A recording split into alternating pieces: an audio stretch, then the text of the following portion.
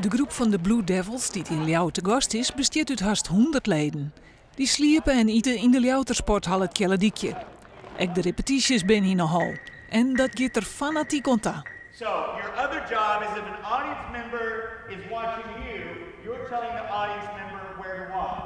So make sure it doesn't have symptoms of addict. De Amerikanen binnen streng. Ze willen net dat alles filmen wordt in het Kjellediekje.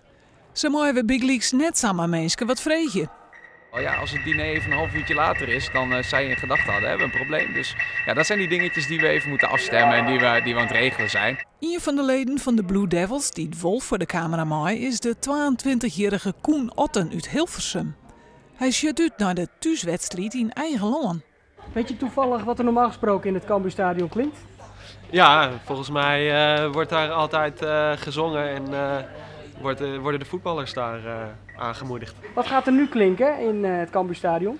We gaan een aantal muziekstukken spelen die specifiek voor de Blue Devils zijn. Om een soort traditie wat altijd gespeeld wordt, maar ook herkenbare muziek voor mensen die het drumcorps helemaal niet kennen. Dus ik denk dat het voor iedereen hartstikke leuk is om een keer mee te maken.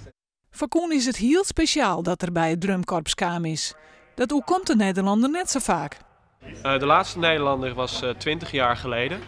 Dus dat is zeker een tijdje geleden. De laatste Europeaan was zelfs 10 jaar geleden. Dus het is niet dat het elk jaar voorkomt.